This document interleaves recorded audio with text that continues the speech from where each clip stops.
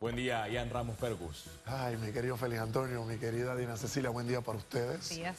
Buen día a nuestros queridos y fieles televidentes, radio escucha, a las personas que nos siguen a través de la plataforma digital y a nuestro maravilloso equipo de producción que nos permite ya ir culminando esta semana con análisis, pasión y objetividad. Finalizamos la semana. ¿Qué le pareció esta semana noticiosa? ¿Cómo usted la analiza? ¿Cuál es la radiografía profunda de la semana? Me encanta siempre ese corte, ese espectro para poder analizar desde una radiografía íntegra el balance situacional, el status quo.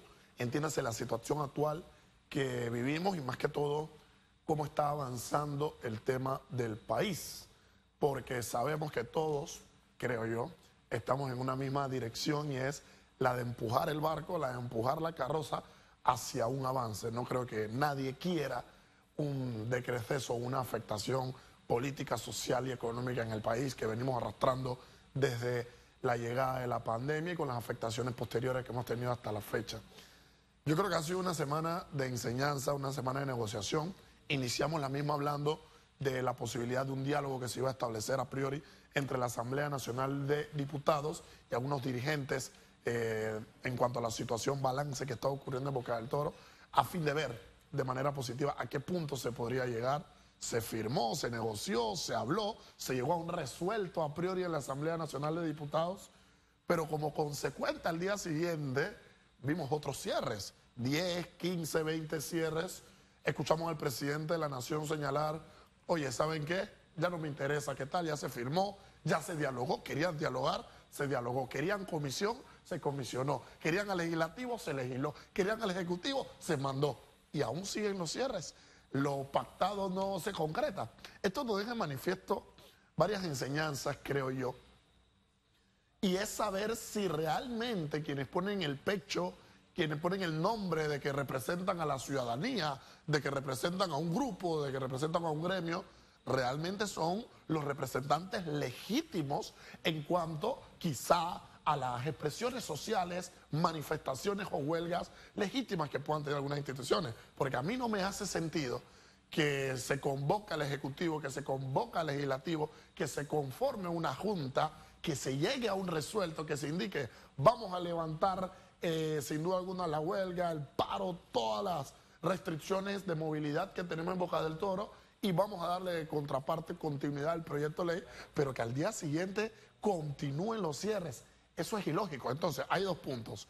O quien se sienta a negociar carece de legitimidad activa en cuanto a quienes están reclamando, o en ningún momento realmente el presunto diálogo tenía como necesidad o como finalidad objetiva la resolución de un tema y fue una cortina de humo o fue sin duda alguna vender una moto, como señalaban los griegos, vender una moto para un resultado efímero. Entonces, bueno, claramente ya cuando el presidente dice vamos a tener que tomar los correctivos y las decisiones íntegras con el Ministerio de Seguridad y con la Policía Nacional, pues oiga, ya en Boca del Toro no hay quien viva con la condición socioeconómica que están viviendo los hermanos del pueblo bocatoreño. Sería también ya reevaluar esos liderazgos, esos supuestos liderazgos. En efecto. Sería bueno recordar qué debe tener un líder. Hay requisitos, hay condiciones.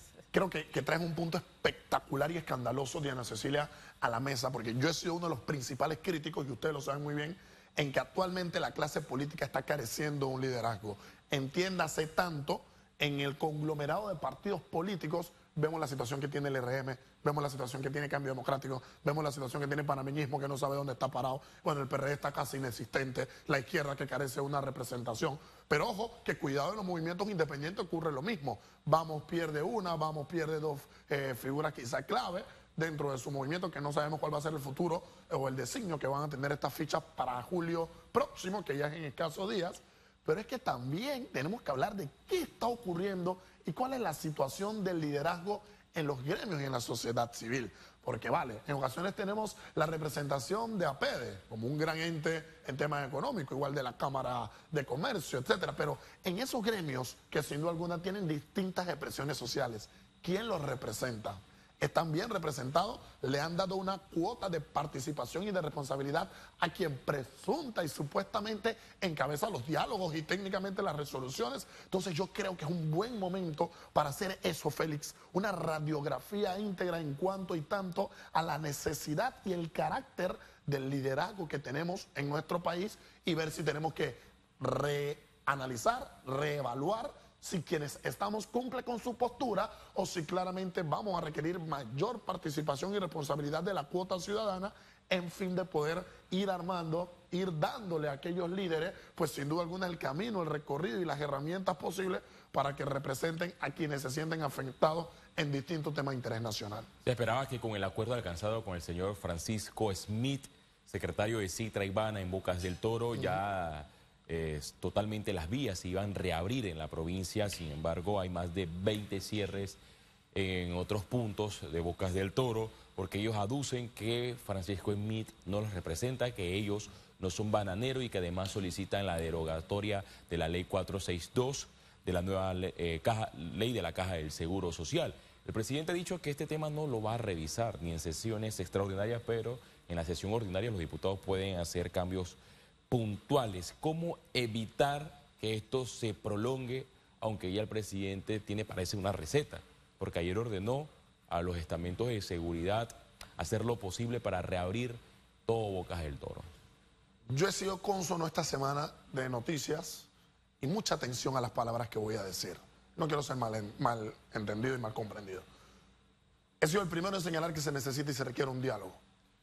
A priori, quien fue a la asamblea a negociar para el levantamiento de lo que estaba ocurriendo en Bocas del Toro, en todo momento se vendió como el líder, se vendió como aquella persona que tenía ese camino, ese recorrido o esa cuota de representación a fin de tomar las negociaciones y las decisiones cónsonas. Se hizo lo que se tenía que hacer en la asamblea. Los diputados que están, sin duda alguna, operando en tema de la sesión extraordinaria, entregan o permiten ese acuerdo, esa negociación, esa mesa para dialogar, para llegar a un punto. Se llega a un punto, pero aún habiendo negociado y llegando a una resolución, a un acuerdo, el mismo se incumple de parte de quienes están causando las afectaciones en Bocas del Toro, porque aquí hay que ser muy claro, ¿eh?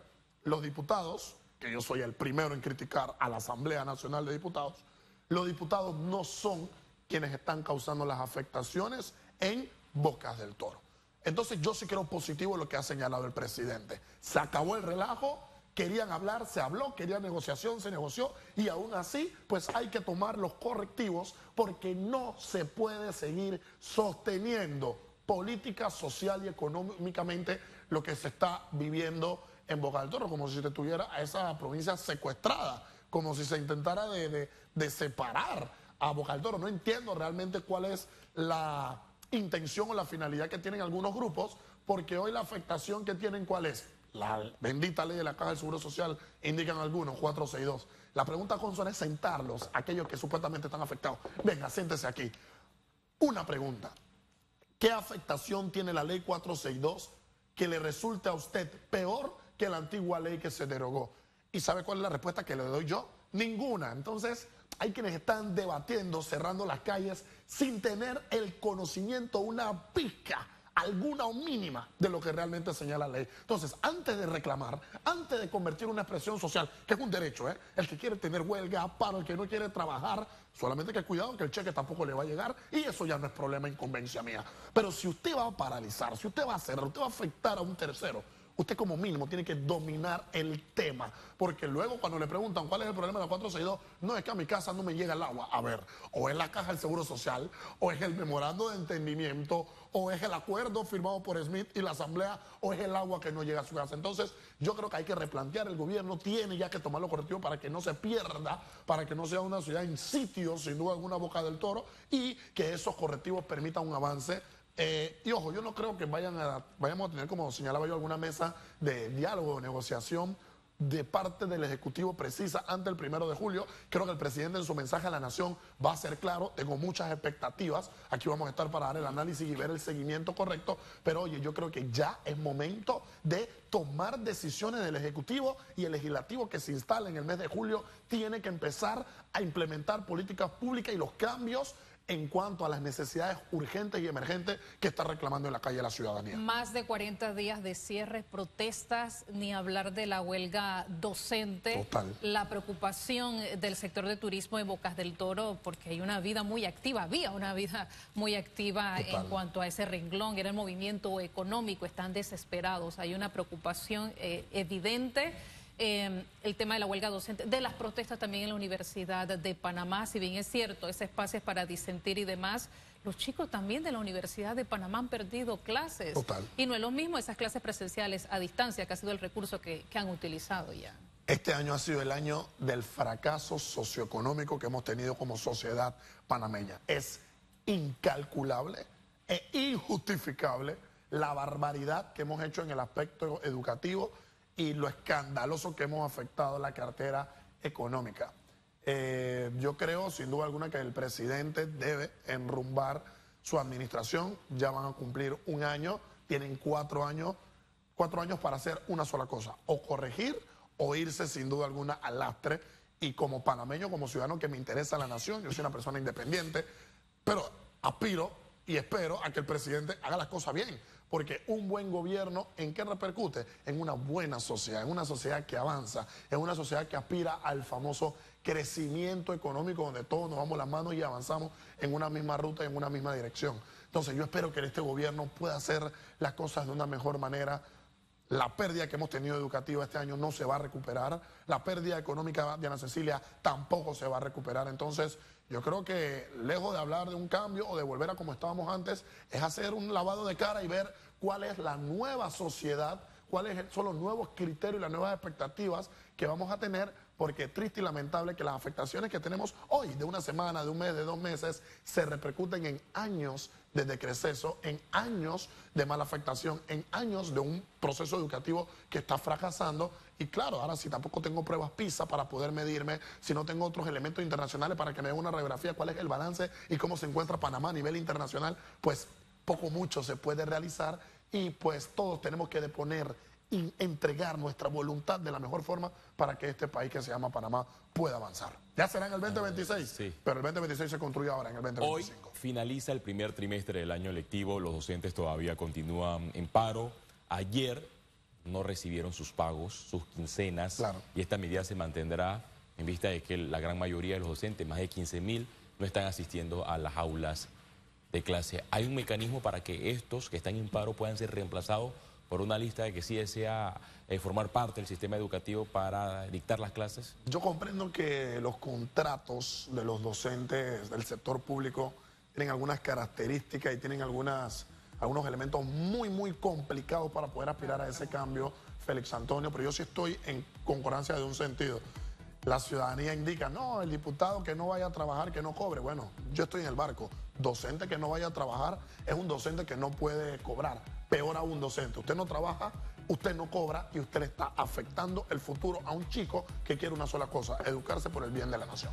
Gracias, Ian, por su análisis. Gracias. De pasión vivimos los seres humanos y pasen un extraordinario fin de semana. Igualmente, y agradecidos con todos ustedes por esta semana de radiografía. Finalizamos la jornada. Hoy me voy de vacaciones. Se va de ¡Epa! vacaciones, Queda Diana Félix Cecilia Antonio. Rodríguez a cargo. Felicidades. Junto a Hugo Famanía a partir de lunes. Estaré unos días Merecidas fuera. vacaciones. Wow, Gracias. Tienes merecida, que hermano. desconectarte. Claro, Sí. bueno, no Pero vas a, me voy vas a estar con la camarita por si pasa algo en la asamblea. 100%, no se preocupe. Así que nos vemos pronto. Y mañana.